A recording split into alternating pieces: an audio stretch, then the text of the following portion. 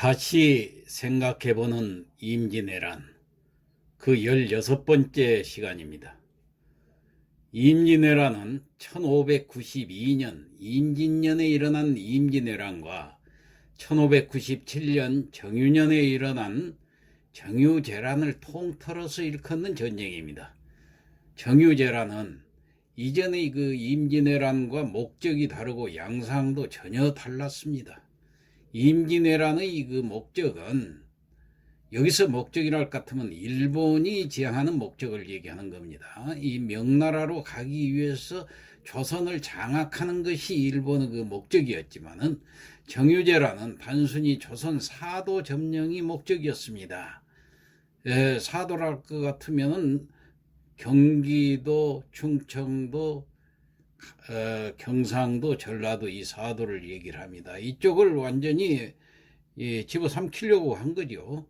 또한 임진왜란의 작전은 경상도에서 바로 서울로 진격해서 왕을 사로잡은 뒤에 전쟁을 끝낸다는 그 속전속결형 전투였지만은 이 정유재란은 전라도부터 장악하겠다는 것이었습니다.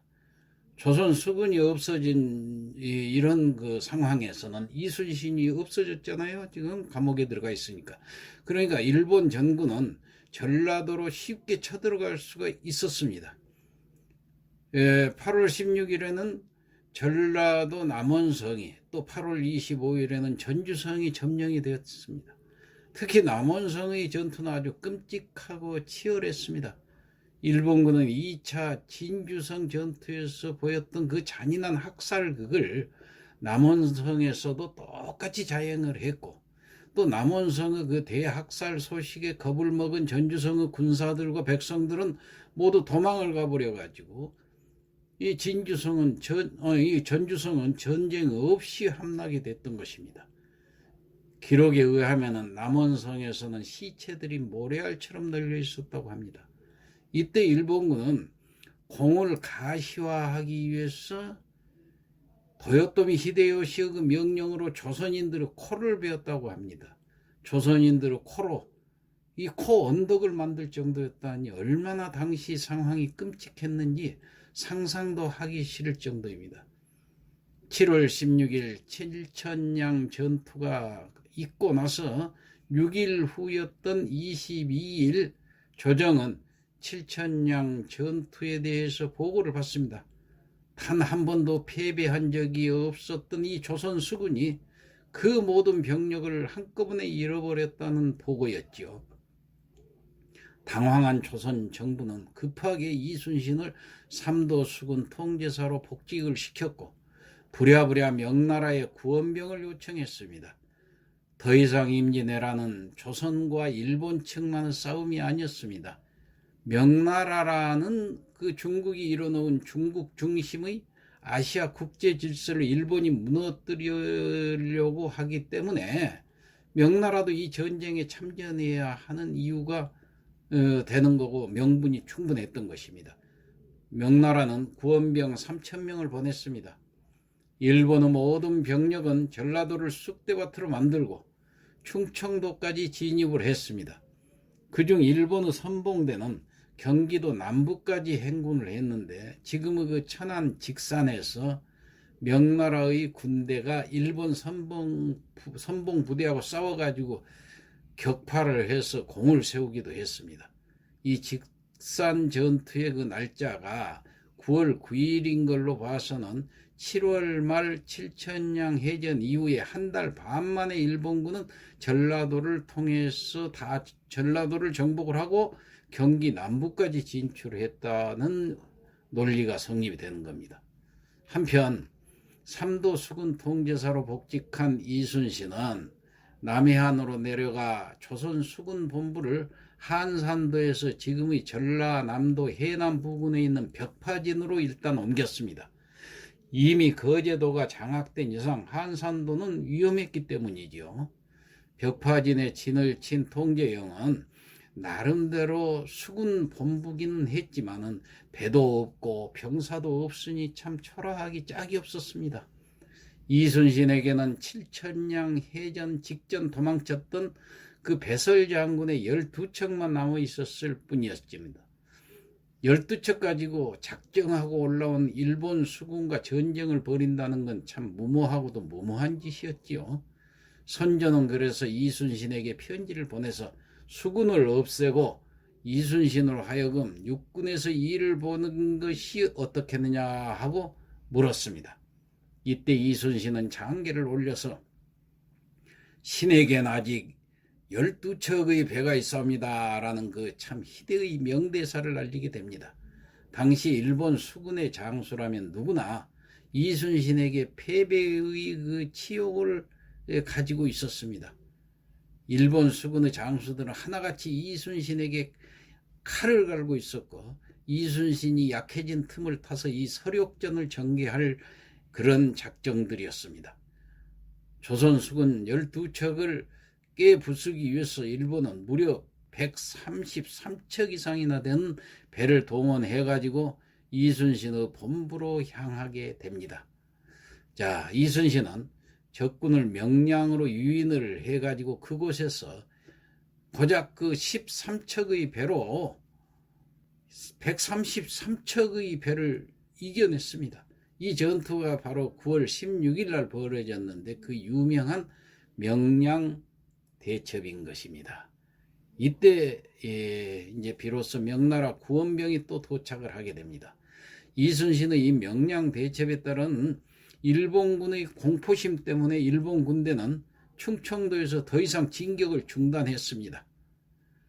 이순신이 뒤에서 또 해상을 점거해버리면 보급도 제대로 원활히 이루어지지 않을 뿐 아니라 또 이제 전라도 쪽에서 다시 의병들이 일어날지도 모른다는 이런 의구심 때문에 진격하는 것을 중단을 한 거지요.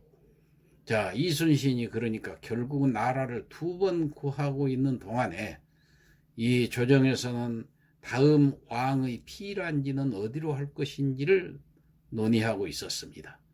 1598년 9월은 일본군의 진격에 크나큰 지장을 주었던 때입니다.